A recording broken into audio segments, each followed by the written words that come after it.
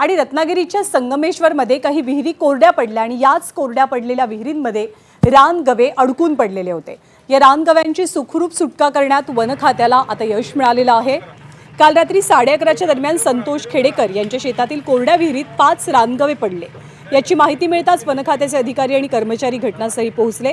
15 ते 20 फूट खोल विहिरीत हे गवे पडलेले। जेसीबीच्या मदतीने विहिरीच्या एका बाजूला रॅम्प तयार केला आणि गव्यांना सुरक्षितपणे बाहेर काढण्यात आलं।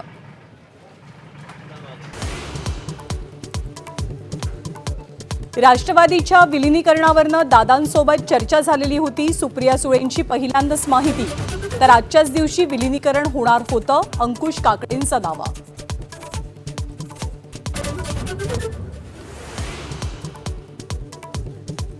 चंद्रपुरात भाजपसोबत हातमिळवणी करणाऱ्या ठाकरेंच्या नगरसेवकांना 1-1 कोटी रुपये दिल्याचा मनसेचा गंभीर आरोप। तर पुरावे द्या, ठाकरे सेनेच्या गिऱ्हेंचं आव्हान। भाजपसोबत जाणाऱ्या नगरसेवकांना मातोश्रीकडनं समन्स।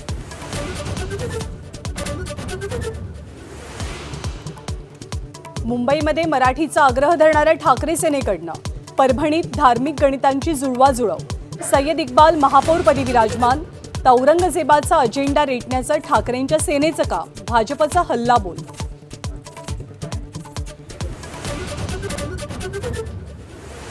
आम्हाला अक्कल शिकवू नका, राज ठाकरेंना लक्ष्य करणाऱ्या कोश्यारींविरोधात संजय राऊतांचे बोचरे वार। तर कोश्यारी नसते तर महाराष्ट्राचं वाटोळं झालं असतं, भाजपचं प्रत्युत्तर।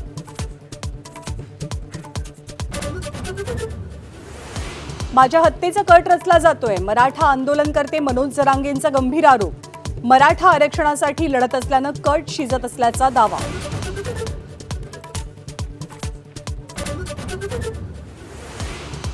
बीड जिल्ह्याच्या विकासासाठी मनभेद बाजूला ठेवत सुनेत्रा पवारांना साथ द्या, धनंजय मुंडेंचं आवाहन।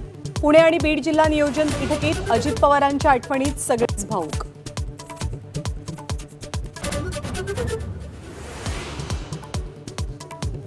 राहुल गांधींचं संसदेचं सदस्यत्वच रद्द करा, भाजप खासदार निशिकांत दुबेंचं अध्यक्षांना पत्र।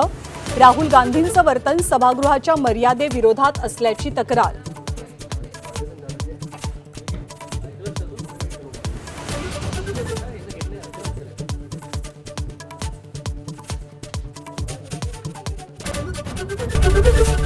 एबीपी माझा, उघडा डोळे बघा नीट।